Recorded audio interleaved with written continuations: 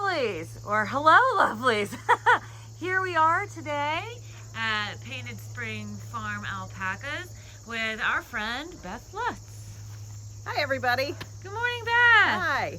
And Beth is going to show us around the farm and introduce us to her very adorable alpacas. Let's go. Oh my goodness. Good morning, everyone. Look at their cute faces. Hello. Oh my gosh, look how adorable. Hi. So Beth, who are these? What are their names? These are my young boys. These are little boys that are old enough to be away from their moms, but you know, just not big enough to be in with the big boys. So like teenager alpacas? Teenagers. I call this the fraternity. Oh my so gosh. These little white guys are all brothers out of the same father, of course, different mothers. And they all have great, sweet personalities. We have Brutus, we have Spotacular, and we have Bronton, and they're all very friendly. I'm very happy because nice fiber on these boys. It's going to be long, it's going to be fine, and I love their personalities too, which is really important. Hi. Alpacas by nature are more like cats than dogs. They will approach you on their terms, but you know, don't go after them. They're not going to come. They might come for a treat, but for the most part, they want to do things on their own terms. So who's this? This one is Hercules. He's small but mighty.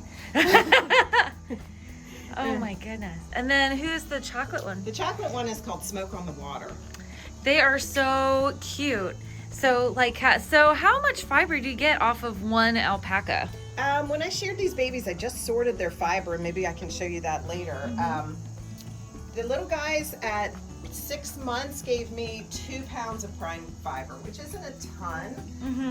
Some of the bigger animals, I think the best one that I got was 90 ounces, which is a little over 5 or 6 pounds. So, you know, it varies by animal. As they get older, a lot of times the females' fiber production is a little less. So, you know, we have to give them credit for producing babies and milk and things like that. So we have to kind of expect that. Right. So the males produce more usable fiber than females? Young animals in general. So up to about 2 or 3 when they start breeding, then it might fall off a little bit. If the females have a year off, they might bump their fiber production back up during those years. Interesting. So then I know you go to the Alpaca Fiber Festival in the fall. Yes.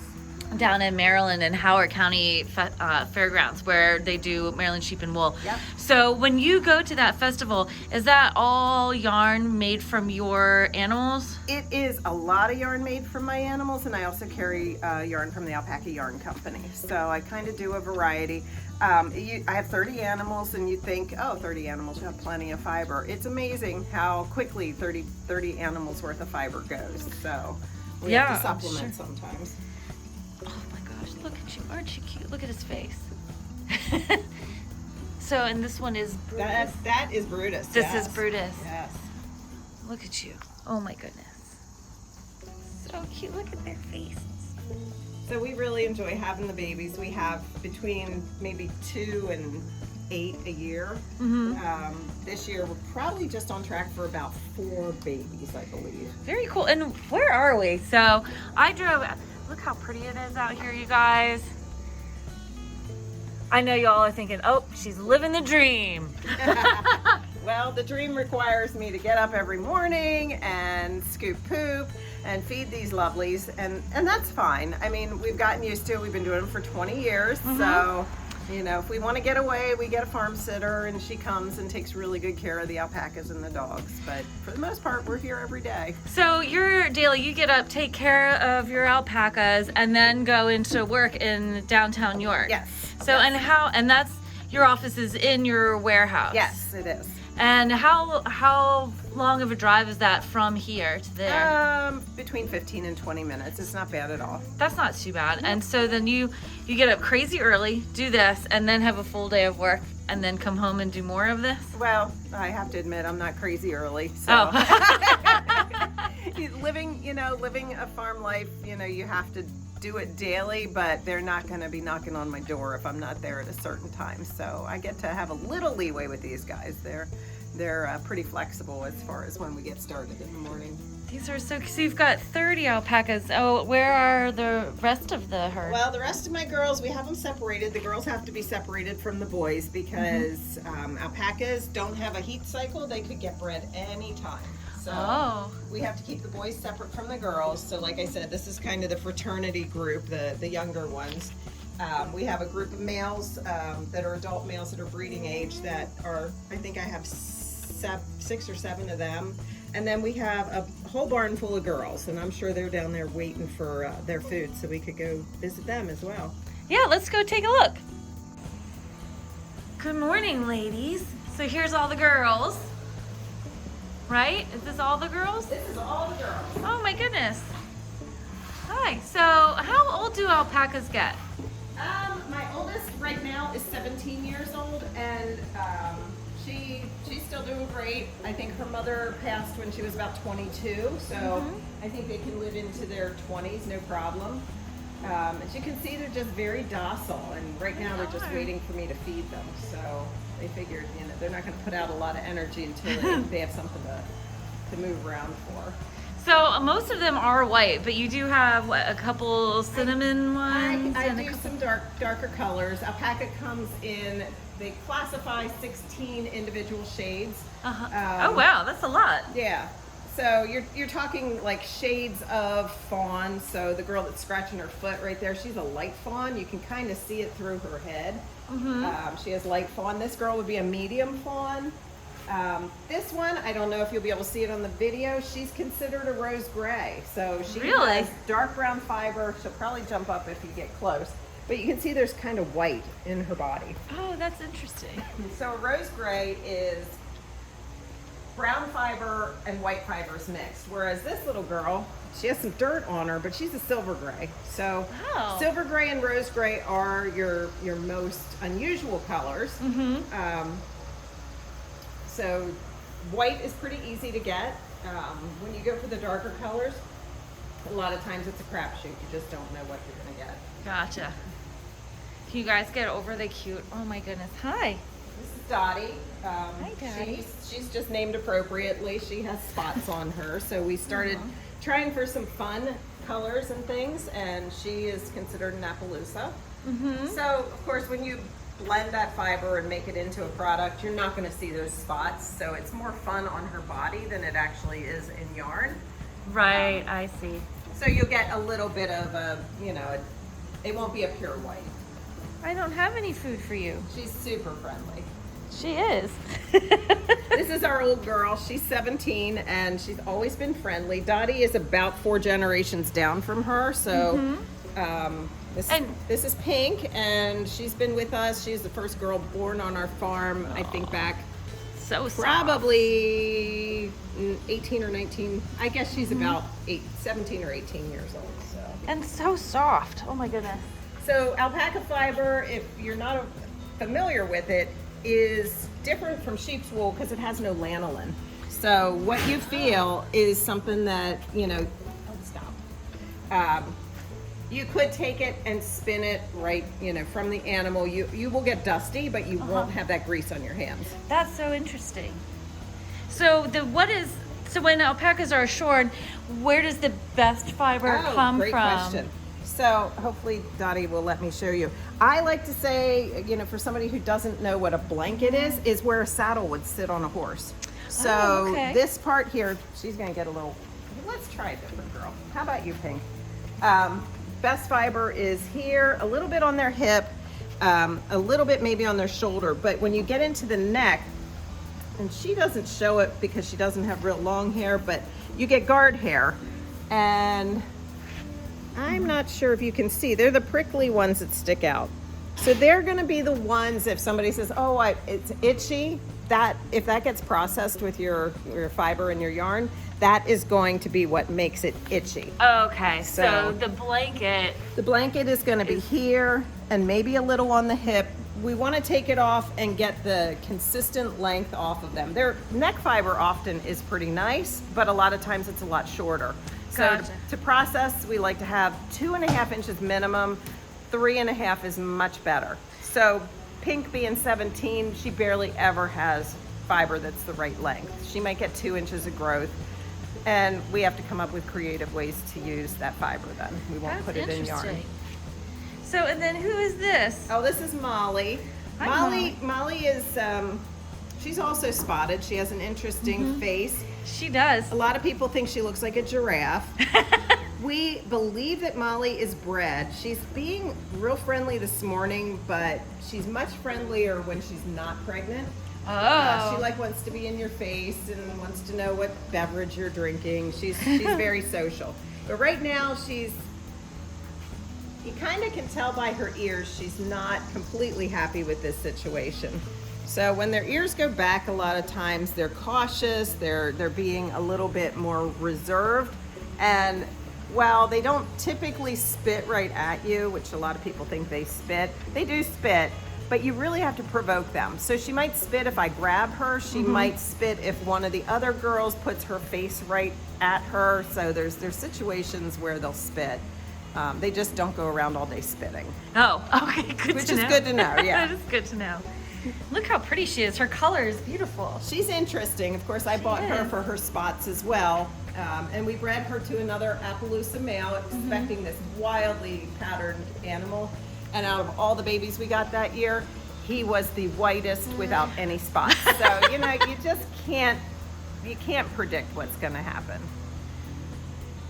Oh my goodness. So do you spin also? I do spin. That's the reason I got into this mess in the first place. I wanted to have animals to spin the fiber. So I started 20 years ago with 3 boys because back 20 years ago, there weren't as many in the country. They were incredibly expensive. When we started looking, we visited a couple farms out close to Pittsburgh because that seemed to be the only place we could find any close by. And I think the cheapest one we found that day was $17,000, and just decided that was a little more than we could bite off. So we found some males that were sold to us as pets. So that's how we started. Very cool. So you spin, and then I know that you knit as well. Do you also crochet and weave? I do weave. I took up weaving probably at this point 15 years or more ago. I had done a little bit of it, and then I got involved with our local 4-H club, and they needed a leader who could weave, and I had enough small skills that I could help these kids. And from that point on, I was hooked. I ended up buying 2 different floor looms. I have a small loom, rigid heddle loom, so I absolutely love weaving now. That's awesome. We have some weaving classes at our shop, and we have a new weaving instructor. Awesome. And weaving has definitely picked up an interest down at Lovelyarns. So you've got the alpaca farm. Did you have the farm before you had your yarn company, or did the yarn company come from owning the? So the progression went back in 1999 with 4 friends. I opened a yarn shop in York. And it was small. It was a very small venture. There was 5 of us. We each kind of took a day of the week or 2 days of the week and kind of made it work. And then a couple of the girls decided that wasn't what they could do with their lives. So 3 of them got out and 2 of us stayed, and we kept the business for 11 years. And that was Uncommon Threads in York. And then somewhere along the line, I think it was around there we go. We're gonna get some spit here. Around 2005, I had worked writing some patterns for a company called America's Alpaca.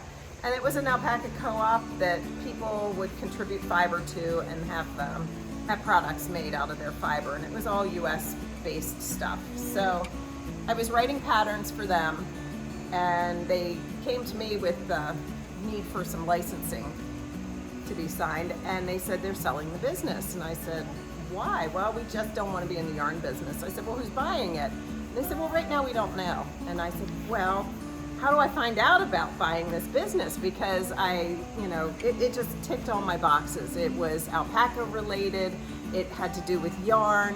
I just felt like it was going to be a good fit. So through a process that took at least 6 months, we ended up buying the alpaca yarn. Well, it was America's Alpaca, and I changed the name to Alpaca Yarn Company. So for the past it'll be 16 years. Oh, wow. We've been running that. I say we, my husband supports me in all of this, so I couldn't do what I do without his support here at the farm. Mm-hmm. And, you know, we've kind of kept our mission was to bring nice alpaca yarn. We've branched into a lot more hand-dyed things, so we're kind of a cross between a regular yarn supplier and a hand dyer. So, you know, hopefully we'll have time to show you some of that a little bit later. Yeah, we should definitely go down to the warehouse and take a look. Absolutely. Thanks for showing us the alpacas, Beth. They are happy to. so fabulous. And anybody, if you want to get come up to Pennsylvania and take a ride, you want to come visit, you know, I'm sure Melissa can link my contact information. You can certainly visit the farm. Absolutely. And the Alpaca Farm has a website, which we can put right at the bottom of the screen here. Okay. So, and the website is? It's just paintedspring.com. Perfect.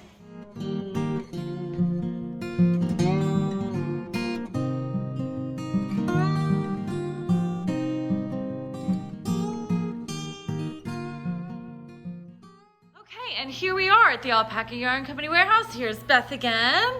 And this is where the magic happens. And this is Tasha, who is the dyer here at Alpaca Yarn Company. So Tasha, how long have you been dyeing yarn? Oh gosh, the first time I worked here was 7 years. Mm-hmm. Then I took some time off, and I'm back now going on 2 years. Oh, awesome. And how do you like working with Beth? I love that. We paid her. No, I'm just kidding. No, we're great friends, and it's fun. She gives me the flexibility that I need, so it works great. Awesome. And what is your favorite part about dyeing yarn? Making the colors. So I know when we've been here before, there was a different dyer, and so do you get to put your own spin? Like what colorways are your signature colorways that you've come up with? Wow, that's been a while. It's been a while. It has been a while.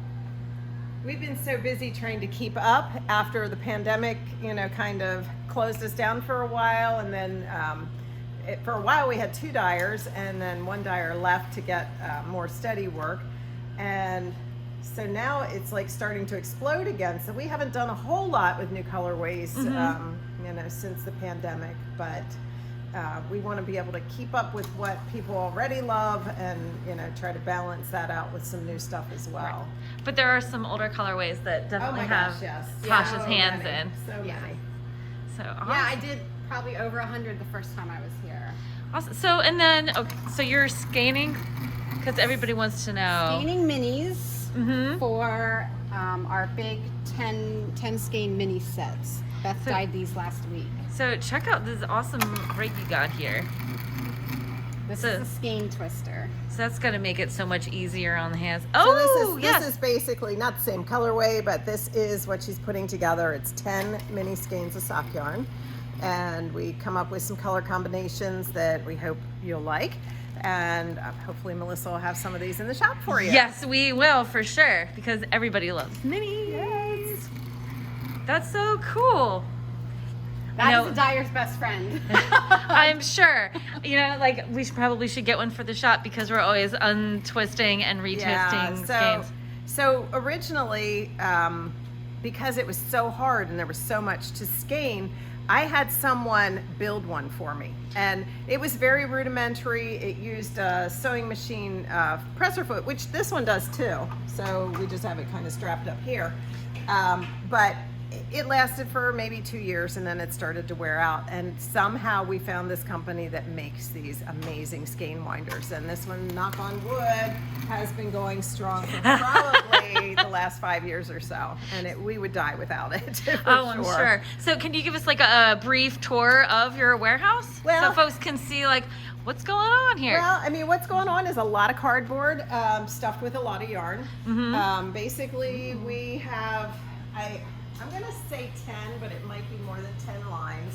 Oh, wow. Those are just empty boxes. So Okay. we know when those boxes are empty and sitting up there that we're waiting for orders to come in. And since the pandemic, we have had a terrible time. Actually most of our yarn comes from Peru. And Peru's been hit really hard with the pandemic. There's been a lot higher incidences of COVID, and they have a lot harder time getting vaccinated. So unfortunately, the companies we work with have been very short-staffed, so everything that maybe when we order yarn takes 12 to 13 weeks is now taking 4 or 5 months or more. Wow. So, you know, we do have to plan ahead.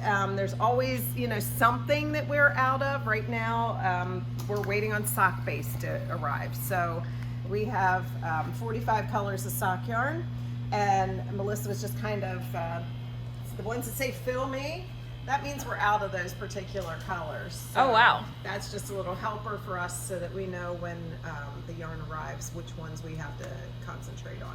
Gotcha. So it's really our goal to have yarn in stock so that when somebody calls, we can ship it out the next day. So in that way, we're maybe a little different than the small indie dyers where everything's done to order. Right. We do try to have stuff available, you know, within a week at worst, unless we're just out of the base. Does make it go a lot easier, I think, Yeah. having the stock on hand. Look how much there is. So, and then you got, look at all of this. And then, of course, look how pretty it all is. So what's been the most popular base of late for you? Of late, our most popular, let me go get some, I think, is the brush surrey. Everybody seems to want to be doing brush surrey right now for something to carry along. So let me just get a pack of that out. I don't know how well you can see it in the bag. I can certainly take it out for you. This is the Halo. This is Halo I watercolors. love this stuff. It's so pretty. So it is a lace weight surrey blend. It has a little bit of nylon to hold it together, but it's a beautiful carry along yarn. It is. So we have. This is different from this is a different kind of alpaca than the alpaca. It is Surrey alpaca. Yeah, Surrey, we didn't even talk about that at the farm. Surreys are the ones that look like they have dreadlocks. Oh. So a lot of times their fiber is longer. Honestly, it doesn't feel a whole lot different when it's made into yarn, but maybe 10% of the alpacas in the country are Surreys, where mine are Wakayas, and there's, you know, way more of those. Gotcha. So, and this is a lot nicer to work with, or it can be a lot nicer to work with than like mohair silk blends. Yeah, if people are a little hesitant to use mohair because it itches, this doesn't have that prickle. So we have that advantage over mohair, and it's completely interchangeable. So if a pattern calls for a kid mohair, this is what the equivalent would be. And look how vibrant the fiber takes the dye. Yeah, Like, this one really is intense. really, really intense compared to some of our other bases. And that's just the nature of alpaca. A lot of times, I think the basic colors in a skein of alpaca are very muted. So this Surrey just happens to take it a lot better. Super gorgeous. Thank you. And then you've got a spiral base. Oh too. yes, let me get some of that. Because that's to a show you. newer base. Yeah, that one was one that I had worked with the mills, or I had requested something like this from the mills probably 8 years ago, because I was hand spinning skeins where I would just take a little bit of brown, a little bit of white, and I would just spin, and then when it was plied, it was very random. So all of a sudden they had machines that could do this for us. So let me see if I can find some mixes, because that'll give us a better range of color. Look at this. Look at all this yarn. And you bet your bippy we're gonna have this at the shop. Oh yeah, because we know you want some. I'm just gonna I know, open always- some of these up to show you. Oh wow, look at these. Aren't these gorgeous? So these are pretty simple dyed colors of a spiral, but as you can see, like in this green, you have really big patches of just like a solid green, whereas over here you have like more of a marl. What you get ends up being a very stripy, random kind of finished product. So let me go grab something to show you. Sure. These are awesome. I love the colorways.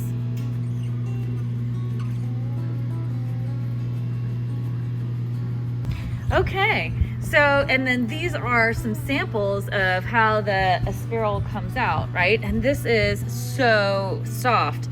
So you can see that the patterning on the yarn is really random. Absolutely random. We ask them to mix up the skeins as much as possible. So within a bag of a colorway, you're going to get some like that have a lot of big patches of solid colors. And then the next skein might be way more marled, like this one with the marled, you know, the black in the color, and then the you know, grays. It's very random. That is really random. And so then besides hats, so this is a worsted weight, and each skein, so, and it is 100% alpaca, and you get 165 yards for 3.5 ounces, which, so the alpaca's a little heavier than sheep's wool. It can be, yeah. So, I mean, that seems to be about a standard worsted weight, 100% alpaca yardage that you'll get. Oh, you might And like then to we see have this sweater. Look at that. So this kind of just, we wanted to do something that would not look different front to back, you know, because of the fact that the colorways are, I don't like to see a seam in a side with like a big patch of one color. And Right. So this, doing it in the round and then doing the sleeves in the round across the body, keeps your patterning consistent front to back. It's not necessarily going to be consistent, you know, one sleeve to the other sleeve because of the nature of the yarn, but it looks the same front to back.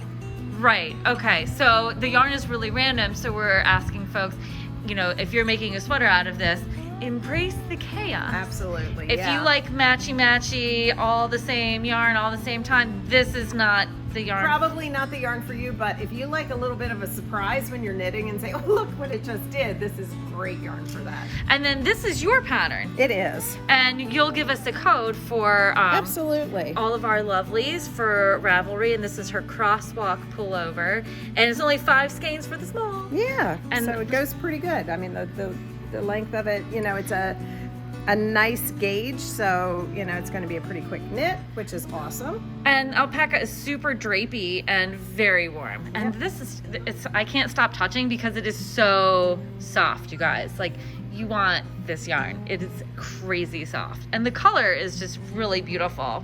So, and then about the colorways. So is this all of the colorways that this comes in? Well, we had to start with something first. So we wanted to do some natural colors, obviously. That's where we started, because when we order the yarn in, we have to get very large quantities. So it's easier for us to put the color on the quantities we need and see what, you know, what sticks. You know, maybe we design something nobody likes, or we get one that everybody likes and then we'd run out. So we're glad to do it here.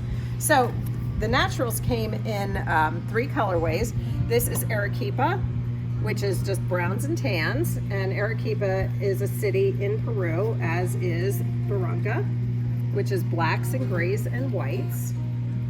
And then because that mixed up color was not enough, we said, give us some Barranca and Arequipa mixed, and we have Cusco. So that has all of the natural colors. Look how gorgeous that is. That's gonna make some stellar garments. I hope so. So, I mean, with worsted weight, you're looking at hats, mittens, scarves, sweaters, leg warmers. Yeah, whatever you want, it's gonna work for you. And then I know you weave, like, how is this for weaving? Oh, I wish I would have something here that I wove in it. I have stuff at home and we never even looked at that stuff. It's really cool because if you're weaving, you can use 1 or 2 skeins of it, and you're going to get what looks like stripes in your project. And then when you weave it, you know, for the warp, it's going to give you stripes that are the long way, and then your weft, if you use the same yarn, you're going to get random stripage, maybe almost a plaid look. That's very cool. So, what set do you get for this when if you're going to use it for warp? I believe I've used a lot of this on my rigid heddle at, I think it's a 7.5 or an 8 set. So that works out great. Very cool. And then what size reed do you use? The 7.5. 7.5 reed. Because we've got floor loops, so it's a little bit different. Yeah, I mean, I would still use I probably would use an 8 on this one on my floor loom. 10 if I, you know, didn't have the 8 available. Look how awesome this is. So of course we're gonna have all these colors at the shop for the trunk show because they're so beautiful. And then I know you had some variegated colors. Are you all out of those, or? Well, yeah, unfortunately, Tasha had a well-deserved vacation last week, and they are the ones that go the fastest. So today she is in the process of dyeing one of our what do we call these? More marble random colors. They have more colors within the skeins, so these are very crazy mixed up skeins. So, but we'll have to show up for the month, so maybe you can send some down to us when they're done. Ooh, oh, look at that. So this one is Atlantis, and it's like a really beautiful kind of seafoamy green, and then there's some fuchsias. It just really, it's all the things. It is all the things. Oh my gosh, that's just stunning. So since we do have the show for a month, hopefully we will certainly get some of this to you. Perfect. That sounds great. Oh, and then here's some colorways that are drying, and this looks like the pack of heads. Yep, that's more skeins for the mini madness. That's about I'm lying. It's not the extent of my dye ability, but this is what I did last week when Tasha was off. These look great. Well, thank you so much for showing us around and talking to us, Beth. This is so exciting. I'm sure everybody loves to see, you know, the yarn in the dye pods, who's dyeing, you know, where everything is coming from. Is there anything else you think we need to know before we say goodbye? Embrace the alpaca. That's all I can say. You know, don't let people tell you things like, oh, it's not going to work great in sweaters. It really does work great. You use, you know, you can use stitch patterns that are going to help the yarn do what it's supposed to do, which is keep you warm. It doesn't necessarily stretch out. You will love alpaca, and it is, for most people, it's hypoallergenic. So I think we talked about not having lanolin, and you know, people don't realize that a lot of times the lanolin is what bothers them in wool. And embrace the wool too. Wool is not a dirty word. No, it's not. And then, of course, and we saw how well you treat your animals.